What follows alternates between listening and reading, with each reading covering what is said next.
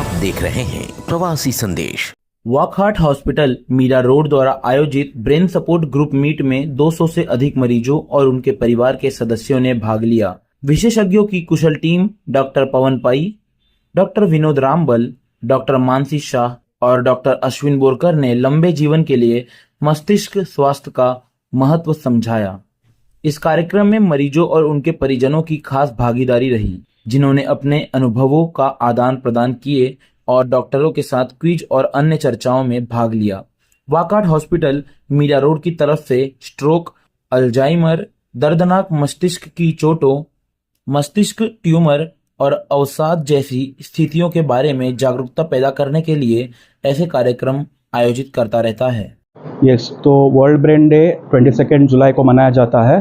तो आज उस अवसर में हमने हमारे जो ब्रेन के पीड़ित पेशेंट्स जो हैं, ब्रेन डिसीज़ के पीड़ित पेशेंट्स को बुलाया और उनको ब्रेन के अलग अलग बीमारियों के बारे में उनको जानकारी दी और कुछ हमारे क्विज क्वेश्चंस किए जिसमें ब्रेन के अवेयरनेस के बारे में उनको इंफॉर्मेशन मिला और पेशेंट्स भी अपने जो एक्सपीरियंसेस हैं वॉकहार्ट हॉस्पिटल में आके उनका कैसे इम्प्रूवमेंट हुआ इस बारे में उन्होंने अपना एक्सपीरियंस शेयर किया। मेरा नाम डॉक्टर विनोद रामबल है। मैं एक पढ़ा लिखा न्यूरोसर्जन हूँ।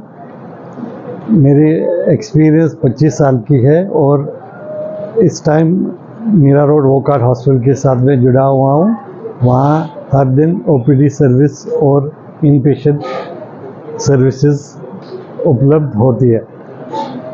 ब्रेन की जो हमारा सारा शरीर का कंट्रोल ब्रेन के द्वारा ही होता है और समस्याएं बहुत गंभीर और हमको परेशानी में डाल सकती है।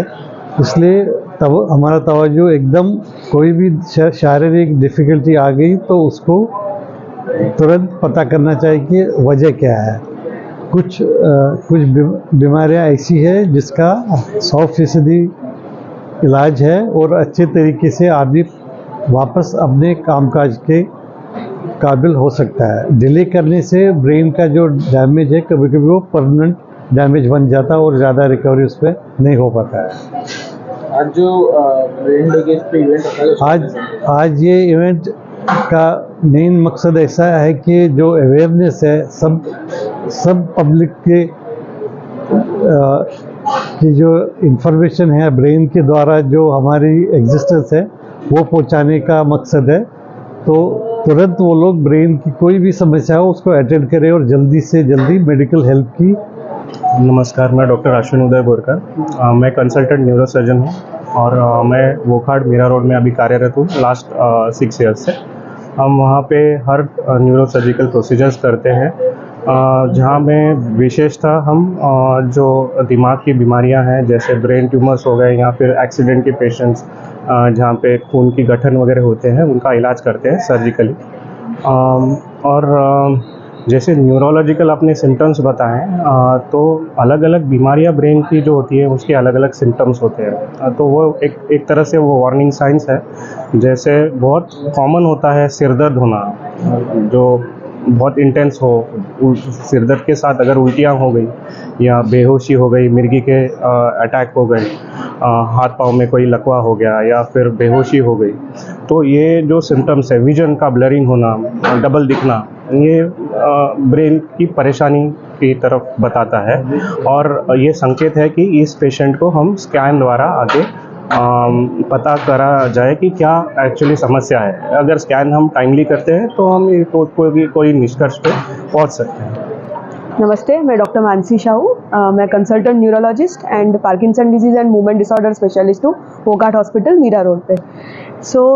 न्यूरोलॉजिकल बीमारियाँ बहुत कॉमन है और कई प्रकार की न्यूरोलॉजिकल बीमारियाँ हैं।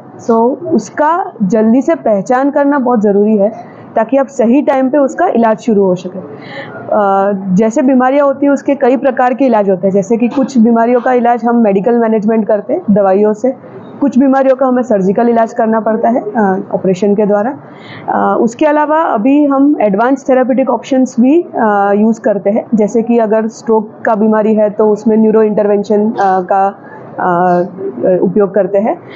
पार्किंसन डिजीज़ और मूवमेंट डिसऑर्डर के लिए न्यूअर थेरापेटिक ऑप्शन है डीप ब्रेन स्टिमुलेशन सर्जरी, वो भी अभी वोकाट हॉस्पिटल में DBS प्रोग्राम भी हमारा फंक्शनल है। और advance therapeutic options like botulinum toxin therapy या बोटॉक्स थेरेपी भी हम कर सकते हैं। नमस्कार, मैं डॉक्टर पवन पई हूँ। मैं बतौर न्यूरोलॉजिस्ट वोकाट हॉस्पिटल मीरा रोड में पिछले 4 साल से प्रैक्टिस कर रहा हूँ। मैं आपको स्ट्रोक यानी पैरालिसिस इसके बारे में थोड़ी जानकारी देना चाहता हूँ।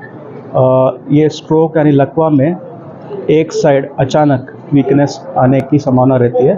तो इसमें बी फास्ट करके एक निमोनिक है, जिसमें B stands for loss of balance, E stands for eye vision loss on one side, F stands for facial weakness on one side, A stands for arm और leg weakness on one side, S stands for speaking difficulty and T stands for time. इसमें time is brain होता है और 4.5 घंटे के अंदर patient एक stroke ready hospital पहुंचता है तो हम उसे IV थ्रोम्बोलिटिक द्वारा क्लॉट को बर्स्ट कर सकते हैं, और अगर आर्टरी पूरी तरह से बंद हो तो उसे मैकेनिकल थ्रोम्बेक्टोमी द्वारा खोल सकते हैं। इससे पेशेंट के लकवा के जो ये रहता है, वीकनेस रहता है, वो तुरंत अच्छा हो सकता है। प्रवासी संदेश को लाइक करें, शेयर करें, कमेंट करें, सब्सक्राइब करें और बेल आइकन जरूर दबाएं।